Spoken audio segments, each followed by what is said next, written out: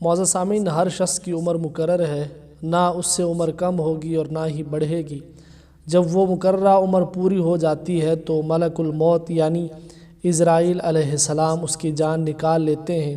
موت کے وقت مرنے والے کے دائیں بائیں جہاں تک نظر جاتی ہے فرشتے ہی فرشتے دکھائی دیتے ہیں۔ مسلمان کے پاس رحمت کے فرشتے اور کافر کے پاس عذاب کے فرشتے نظر آتے ہیں۔ مسلمانوں کی روح کو فرشتے عزت کے ساتھ لے جاتے ہیں اور کافروں کی روح کو فرشتے حقارت کے ساتھ لے کر جاتے ہیں۔ روحوں کے رہنے کے لیے مقامات مقرر ہیں، نیکوں کے لیے علیحدہ اور بدوں کے لیے علیحدہ، مگر وہ کہیں بھی ہوں جسم سے ان کا تعلق باقی رہتا ہے۔ اس کی اذا سے ان کو تکلیف ہوتی ہے۔ قبر پر آنے والے کو دیکھتے ہیں، اس کی آواز سنتے ہیں۔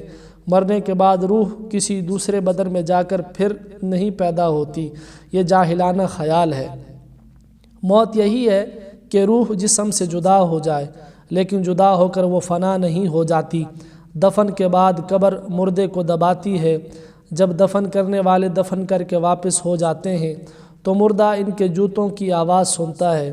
اس کے بعد دو فرشتے زمین چیرتے ہوئے اس کے پاس آتے ہیں۔ ان کی صورتیں ڈراؤنی ہوتی ہیں اور آنکھیں نیلی اور کالی ہوتی ہیں۔ ایک کا نام منکر اور دوسرے کا نام نکیر ہے۔ وہ مردے کو اٹھا کر بٹھاتے ہیں اور اس سے سوال کرتے ہیں۔ پہلا سوال یہ ہوتا ہے کہ تیرا رب کون ہے؟ دوسرا سوال تیرا دین کیا ہے؟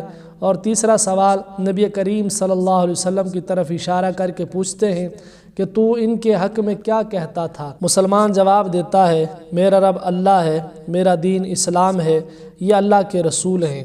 اشہد ان لا الہ الا اللہ وحدہ لا شریک لہ واشہد ان محمدا عبدہ ورسولہ۔ فرشتے کہتے ہیں کہ ہم جانتے تھے کہ تو یہی جواب دے گا۔ پھر اس کی قبر کشادہ اور روشن کر دی جاتی ہے۔ آسمان سے ایک اعلان کرنے والا اعلان کرتا ہے، میرے بندے نے سچ کہا، اس کے لیے جنتی فرش بچھاؤ، جنتی لباس پہناؤ، جنت کی طرف دروازے کھولو۔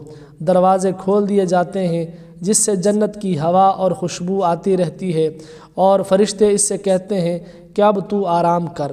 کافر ان سوالوں کا جواب نہیں دے سکتا۔ ہر سوال کے جواب میں یہ کہتا ہے کہ میں نہیں جانتا۔ آسمان سے ندا کرنے والا ندا کرتا ہے کہ جھوٹا ہے، اس کے لیے آگ کا بچھونا بچھاؤ، آگ کا لباس پہناؤ اور دوزخ کی طرف کا دروازہ کھول دو۔